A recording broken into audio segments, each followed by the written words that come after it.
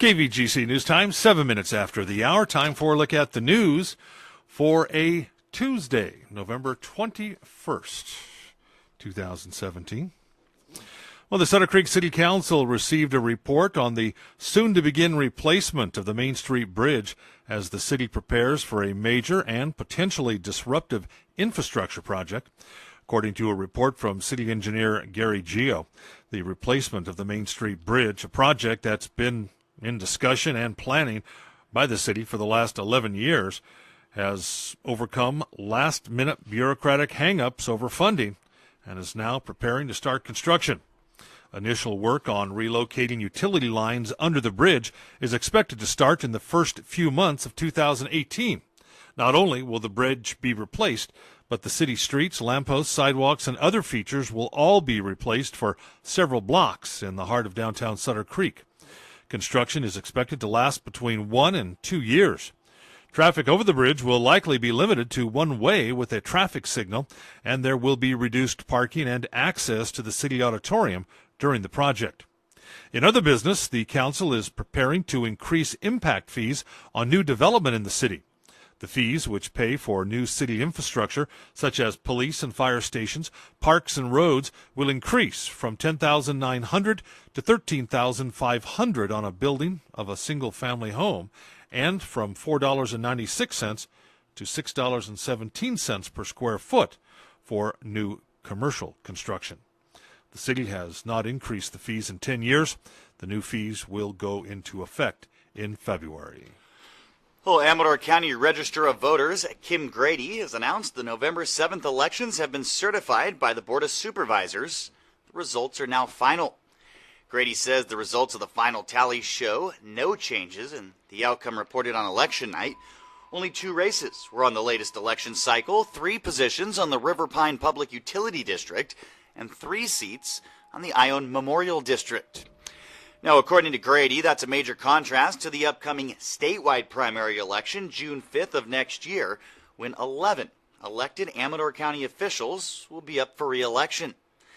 They include Assessor Jim Rooney, Auditor Taceo Neto-Ruin, Clerk Reporter Kimberly Grady, County Superintendent Amy Slavinsky, DA District Attorney Todd Reeby, Sheriff Coroner Martin Ryan, Treasurer Tax Collector Michael Ryan, Supervisor District 3 Lynn Morgan, Supervisor District 5 Brian Oneto, and Judge of the Superior Court J.S. Hermanson, and Judge of the Superior Court Renee Day. Now, Grady says the candidate filing period opens February 12th, closes March 9th of next year. And fire restrictions along the Stanislaus National Forest have been terminated as of yesterday. Stanislaus National Forest leadership and fire personnel thank the public for doing their part this year to help prevent destructive wildfires, especially in high-hazard areas.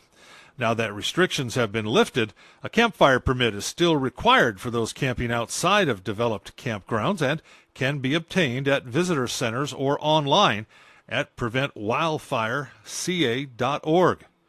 For information on fire restrictions or other forest information, give the Calaveras Ranger District Office a call.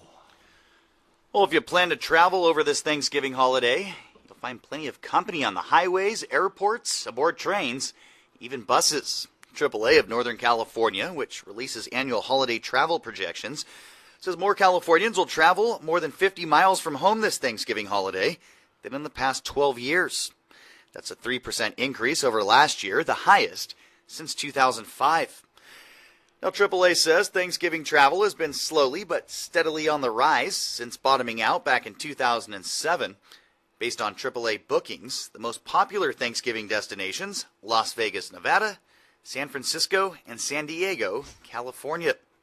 Now, while the airports will be bustling, most of the 5 million Californians leaving home for Thanksgiving will drive to their destinations, according to the AAA survey. So CHP reminds you, they'll have extra officers on the highway, and as usual, advise drivers to wear their seatbelts, not to drive under the influence of drugs or alcohol, or when sleepy, to avoid speeding.